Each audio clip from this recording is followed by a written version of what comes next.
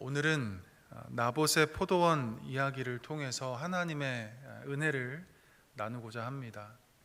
선포된 주의 말씀이 우리에게 힘과 또 능력이 될 수 있기를 간절히 소망합니다. 당시 북이스라엘은 아합 왕이 통치하고 있었습니다.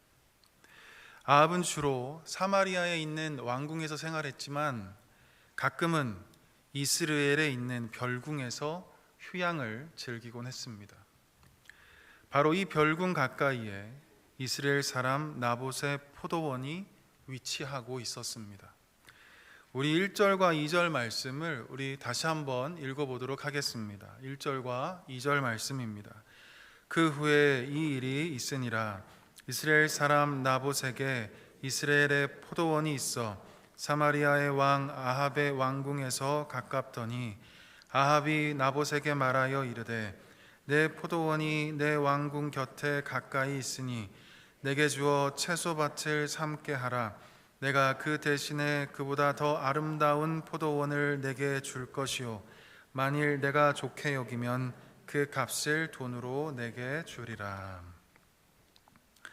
아합은 자기의 별궁과 가까이 있는 이 나봇의 포도원을 소유하고 싶었습니다.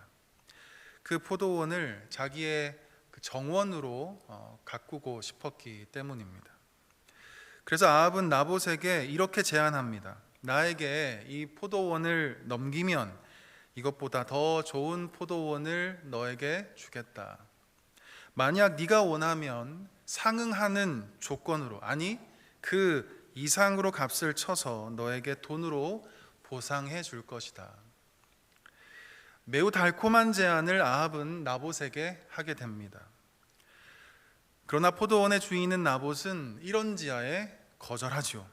아무리 왕이라 할지라도 이 포도원을 팔 수 없다는 것입니다. 우리 3절과 4절 말씀 함께 읽어보도록 하겠습니다. 나봇이 아합에게 말하되 내 조상의 유산을 왕에게 주기를 여호와께서 금하실지로다 하니 이스라엘 사람 나봇이 아합에게 대답하여 이르기를 내 조상의 유산을 왕께 줄 수 없다 하므로 아합이 근심하고 답답하여 왕궁으로 돌아와 침상에 누워 얼굴을 돌리고 식사를 아니하니. 당시 이스라엘 백성들은 모든 토지가 하나님의 소유임을 인정하고 있었습니다. 그래서 백성들은 토지를 매매할 수 없었고 다만 토지를 경작할 권리만 갖고 있었습니다. 이스라엘 백성들이 가나안 땅을 점령한 후에 여호수아가 레위 지파를 제외하고 모든 지파에게 토지를 분배하였습니다. 그리고 각 지파는 이 분배받은 토지를 각 가정별로 세분화해서 나누어 주었습니다. 가정별로 분배받은 토지는 대대로 상속할 수 있었지만 다른 사람들에게 매매하는 것은 금지되었습니다. 왜냐하면 모든 토지는 하나님의 소유였기 때문입니다. 때로는 자신이 진 빚 때문에 상속받은 토지를 빼앗기거나 심지어 종이 되기도 하였지만 희년이 되면 다시 그 토지는 원래 주인에게 돌려주었고 종되었던 자도 자유인이 될 수 있었습니다. 모든 토지의 소유는 하나님이셨기 때문입니다. 레위기 25장 23절은 이렇게 증거합니다. 토지를 영구히 팔지 말 것은 토지는 다 내 것임이니라. 토지가 하나님 거라고 말씀합니다. 그러기에 아무리 힘이 있는 왕이라 할지라도 함부로 백성들의 토지를 탈취하거나 매매를 강요할 수 없었던 것입니다. 그런데 아합 왕은 이 하나님의 말씀을 우습게 알고 자신의 욕심을 따라서 나봇에게 포도원을 팔 것을 요구했던 것입니다. 자신의 욕심이 하나님 말씀 위에 있었고 또 자신의 뜻이 하나님의 질서 위에 자리하고 있었기 때문입니다. 그러나 하나님의 말씀을 따라 살았던 나봇은 왕의 그 친절한 제안에도 불구하고 노라고 대답합니다. 부자가 될 수 있는 기회였음에도 불구하고 지금보다 더 풍성한 삶을 살아갈 수 있는 절호의 찬스였음에도 불구하고 나봇은 하나님의 말씀을 따라 왕의 요구를 받아들이지 않습니다. 왕의 요구를 거절했을 경우 어떤 불이익을 당하게 될지 이 나봇은 정말 몰랐던 것일까? 왕의 명령이 곧 법이었던 이 왕정 시대 속에 살아가고 있는 이 나봇, 어떤 위험이 찾아오게 될지 그는 과연 몰랐던 것일까? 나봇은 분명 알고 있었을 것입니다. 자신이 왕의 요구를 거절할 경우에 어떤 처벌을 받게 될지, 어떤 고난이 닥쳐오게 될지 아마 이 나봇은 예상하고 있었을 것입니다. 그럼에도 불구하고 나봇은 하나님의 말씀에 순종했습니다. 불의한 편을 선택해서 부자가 되느니 하나님의 말씀에 순종함으로 기꺼이 불이익을 당하는 편을 선택한 것입니다. 사랑하는 성도 여러분, 하나님의 말씀을 따라 살았던 나봇, 그는 돌에 맞아 비참하게 죽었지만 그에게는 영원한 하나님의 나라가 기다리고 있었습니다. 반면에 욕심을 따라 살았던 아합, 그도 죽었지만 그의 죽음은 매우 비참한 죽음이었습니다. 왜냐하면 영원한 지옥 심판이 그를 기다리고 있었기 때문입니다. 현재의 삶을 살다 보면 아합처럼 하나님의 말씀을 저버리고 욕심을 따라 살아갈 때가 얼마나 많이 있는지 모릅니다. 때로는 자신의 이기적인 욕심을 이루기 위해서 주의 말씀을 뒤로 감추고 불의와 타협하기도 합니다. 자신의 세속적인 야망을 성취하기 위해서 자신의 정체를 꼭꼭 숨긴 채 거짓된 삶의 자기를 팔아버리기도 합니다. 이 끓어오르는 육체의 정욕을 이기지 못하고 하나님의 그 시선을 의도적으로 단절한 채 내 몸이 시키는 대로 살아가곤 합니다. 그런데 우리가 잊지 말아야 하는 것은 하나님의 말씀을 저버리고 욕심을 쫓아 살아가는 인생은 아합과 같은 매우 비참한 종국을 맞이하게 된다는 것입니다. 야고보서 1장 15절의 말씀은 이렇게 증거합니다. 욕심이 잉태한즉 죄를 낳고 죄가 장성한즉 사망을 낳느니라. 이 엄중한 경고의 메시지를 우리는 마음 깊이 새길 수 있어야 합니다. 하나님의 말씀을 따라 살아가는 것, 때로는 나봇처럼 비참한 죽임을 당할 수 있고 또 엄청난 손해를 경험할 수 있습니다. 하나님의 명령에 순종하다 보면 이 세상 사람들의 손가락질과 조롱을 받으며 이 세상으로부터 고립되고 더 나아가서 혐오를 당하게 될지 모르겠습니다. 그러나 우리가 반드시 기억해야 하는 것은 이 땅에서의 삶은 잠깐이라는 것입니다. 우리가 당하는 고난은 순간적이고 찰나임을 기억해야 합니다. 우리를 기다리고 있는 것은 바로 저 영원한 하나님 나라, 지금 우리가 겪는 이 고난과 비교할 수 없는 그 찬란한 영광과 감격으로 가득한 천국의 삶이 우리를 기다리고 있다는 것입니다. 그래서 우리 주님은 사도 바울을 통해서 고린도 후서 4장 17절과 18절에서 이렇게 말씀하셨습니다.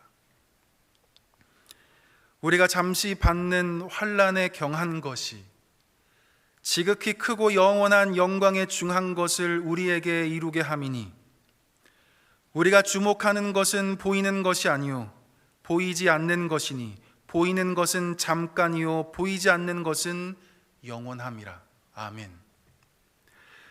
우리가 믿음으로 살아갈 때, 우리가 주의 말씀을 따라 살아갈 때 비록 우리의 삶 가운데 고난이 있고 환난이 가득하겠지만 그것은 우리가 주목하는 저 하나님 나라 영광에 비하면 매우 가볍고 그리고 잠깐에 불과하다는 말씀입니다. 이 땅에서의 고난은 때로는 매우 커 보이고 또 무거워 보인다 할지라도 저 영원한 하나님 나라 영광에 비하면 매우 하찮고 그리고 매우 초라하다는 것입니다. 그러므로 우리는 저 보이지 않는 영원한 하나님 나라를 소망하며 끝까지 믿음으로 주의 말씀을 따라서 나봇처럼 살아가야 하는 것입니다. 아합과 같이 욕심을 따라서 잠깐 있다 사라질 이 땅의 소망을 품고 살아가는 것이 아니라 나봇처럼 주의 말씀을 따라 저 영원한 하나님 나라를 소망하며 살아가는 저와 여러분 모두 되었으면 좋겠습니다. 자, 다시 본문으로 돌아와서 아합 왕은 나봇에게 거절을 당하자 왕궁에 들어와서 식사도 거르고 침상 위에서 얼굴을 돌린 채 자신이 얼마나 심기가 불편한지를 온몸으로 표현하고 있었습니다. 마치 어린아이가 갖고 싶은 것을 갖지 못해서 떼를 쓰고 우는 것처럼 말입니다. 그때 아합의 왕비인 이세벨이 등장합니다. 매우 교활하고 또 간교하기 그지없어서 그 어느 누구도 그의 이름만 들으면 오금이 저릴 정도로 매우 악명 높은 왕비가 바로 이세벨이었습니다. 이세벨이 근심하고 있는 아합 왕의 고민을 듣고는 이렇게 대답합니다. 우리 7절 말씀을 함께 읽어보도록 하겠습니다.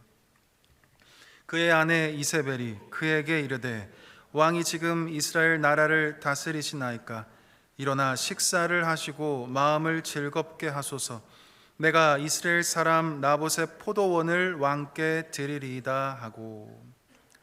이세벨은 아합 왕에게 이스라엘을 다스리는 왕이 맞냐면서 포도원 하나 탈취하지 못하는 그 아합 왕을 책망하듯이 돌려서 꾸짖고 있는 것입니다. 그러면서 아이를 달래듯이 어서 일어나 식사를 하고 마음 편안하게 잡수시면 자기가 이세벨이 이 모든 것을 해결해 주겠다고 호언장담을 하고 있습니다. 이제 이세벨은 자신이 내뱉은 말을 지키기 위해서 계략을 세우기 시작하는데, 먼저 나봇이 사는 이 이스라엘 성읍의 장로와 귀족들에게 이세벨은 아합의 이름으로 편지를 써 붙입니다. 그 편지에 주된 내용이 무엇이냐면, 포도원 주인인 이 나봇을 높은 자리에 앉히고 가짜 증인 둘을 내세워서 나봇을 모함에 빠지게 하라는 것입니다. 나봇이 하나님과 왕을 저주했다고 신성 모독죄로 누명을 씌워서 사형에 처하라는 것이죠. 이 편지의 내용대로 이세벨의 계략은 매우 순적하게 진행되었습니다. 이스라엘의 장로와 귀족들이 왕의 명령에 매우 협조적이었기 때문입니다. 두 불량배를 동원해서 나봇에 대하여 거짓 증언을 하게 하였습니다. 나봇이 하나님을 저주하고 왕을 저주했다는 것입니다. 나봇은 자신의 결백을 주장했지만 모든 여론은 이세벨의 계획대로 흘러가고 있었기에 나봇의 결백은 받아들여지지 않았습니다. 그래서 신성 모독죄로 나봇은 성읍 밖으로 끌려나간 채 돌에 맞아서 매우 처참하게 죽임을 당했던 것입니다. 손 하나 까딱하지 않고 아합과 이세벨은 이 죽은 나봇을 대신해 그 포도원의 주인이 될 수 있었습니다. 사랑하는 성도 여러분, 이 아합과 이세벨은 추악한 욕망을 성취하기 위해서 자신의 권력을 남용했던 사람입니다. 자신의 사욕을 채우기 위한 방편으로 하나님이 주신 그 지위를 악용했습니다. 자신의 탐심을 실현하는 것을 가로막는 한 영혼을 제거하기 위해서, 자신의 그 금줄인 탐욕을 구현하는 것을 방해하는 한 생명을 없애버리기 위해서 이 아합과 그의 아내 이세벨은 하나님이 주신 그 권세를 사용했습니다. 오늘날에도 이 아합과 이세벨처럼 자신의 지위와 힘을 악용해서 사람들을 포섭하고 여론을 조작하고 자신의 길에 방해가 되는 사람들을 비방하고 악을 매수해서 약자들을 착취하고 거짓 증언과 언론 플레이로 자신의 악행을 감추려는 사람들이 이 시대에 얼마나 많이 있는지 모릅니다. 아모스 5장 24절의 말씀처럼 오직 정의를 물같이 공의를 마르지 않는 강같이 흐르게 하라고 말씀하셨는데, 그렇게 하지 않고 자신이 가지고 있는 힘으로 반칙을 일삼고 편법을 자행하는 사람들이 이 세상 가운데 얼마나 많이 있냐는 말씀입니다. 하나님은 저와 여러분에게도 귀한 재능을 주시고, 그리고 높은 권력의 자리에도 앉게 하시고, 풍성한 물질과 그리고 탁월한 신체 능력과 예술적인 감각과 그리고 뛰어난 언사와 우리가 알지 못하는 풍성한 은혜들로 우리의 삶 가운데 가득 채워 주셨습니다. 그런데 중요한 것은 이 힘을 어떻게 사용하느냐입니다.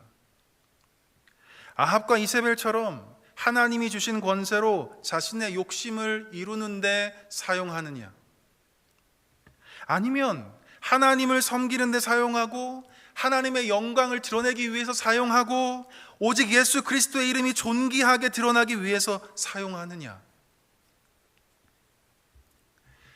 강도가 들고 있는 칼은 사람을 죽이는 데 사용하지만 의사가 들고 있는 칼은 사람을 살리는 데 사용됩니다.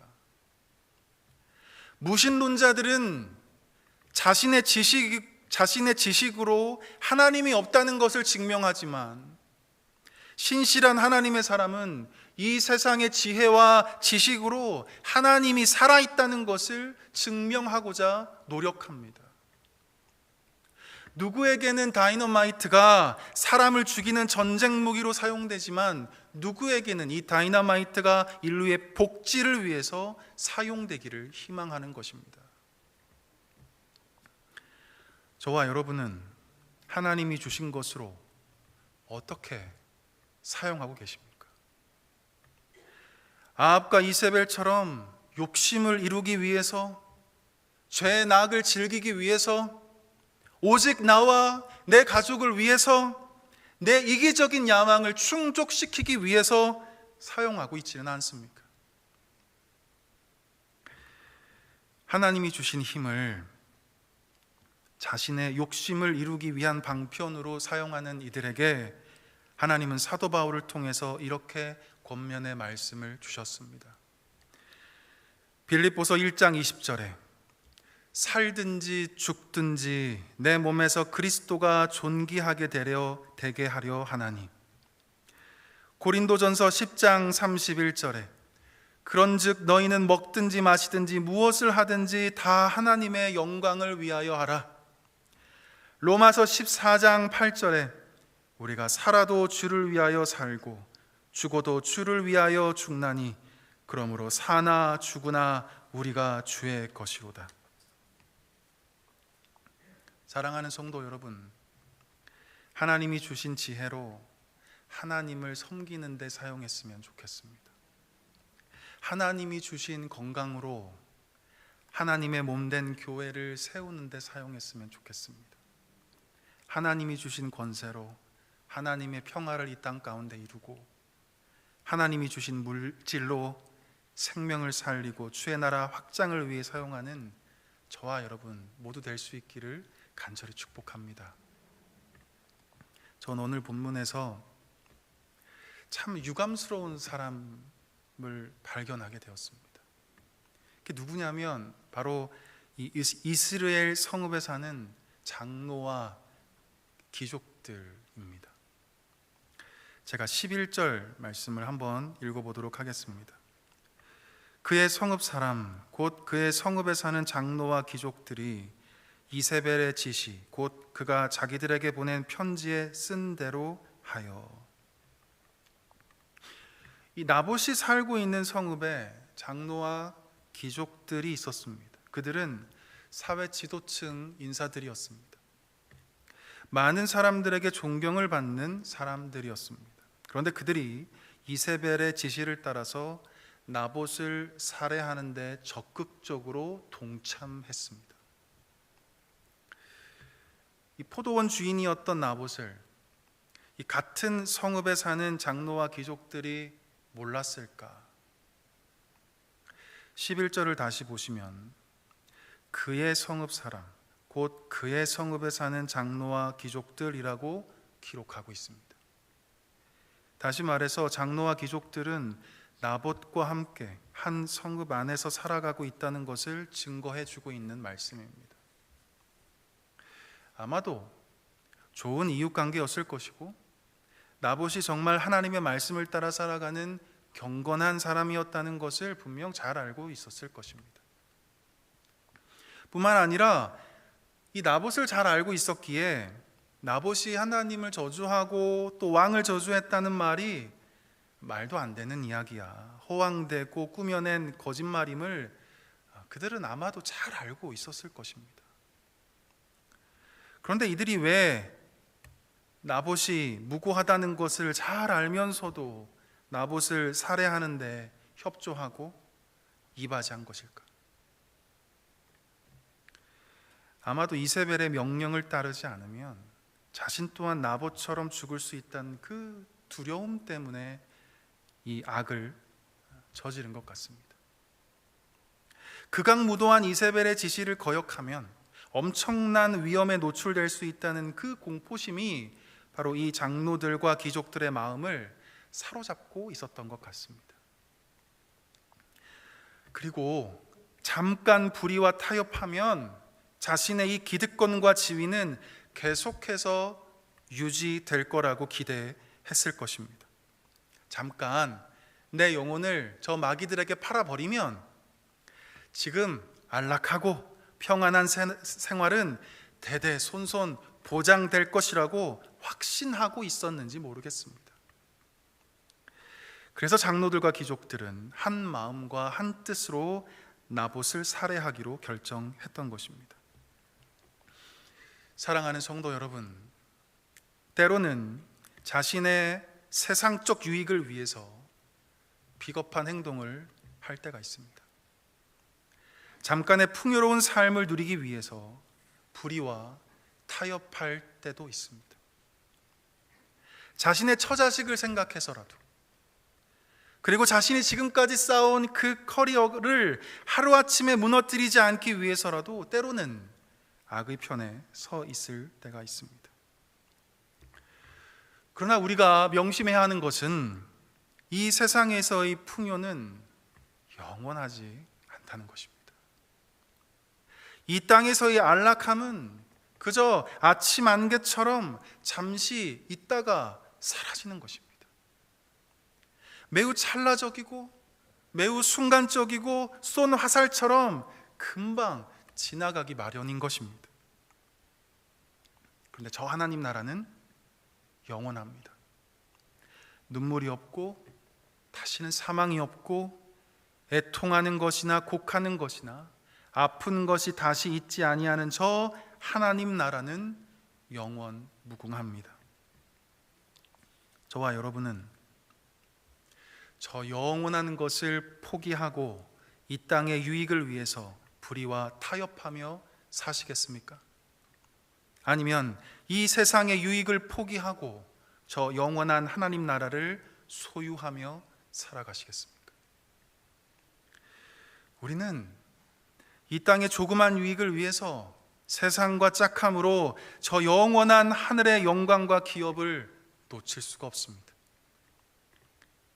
비록 우리의 삶이 괴롭고 때로는 나봇처럼 죽음을 각오해야 하는 상황이 온다 할지라도 믿음을 지키고 주의 말씀을 따라 살아가는 것, 그것이 바로 하나님께서 우리에게 원하시는 삶의 모습인 것입니다.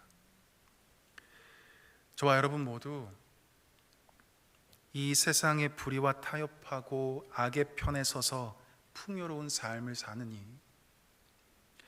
차라리 하나님 말씀을 따라 정의로운 하나님 편에 우뚝 서서 나봇처럼 명예롭게 죽음을 선택할 수 있는 그 용기와 그 믿음이 저와 여러분에게 있게 되기를 주님의 이름으로 간절히 축원합니다. 기도하겠습니다. 거룩하신 하나님 아버지, 오늘 우리에게 귀한 말씀 주셔서 감사합니다. 주의 말씀이 우리의 마음밭에 심겨져서 바라기는 100배의 열매로 결실하게 하여 주옵소서. 말씀대로 살아갈 수 있는 믿음 주시고 거룩한 용기와 성령 충만을 우리에게 허락하여 주옵소서.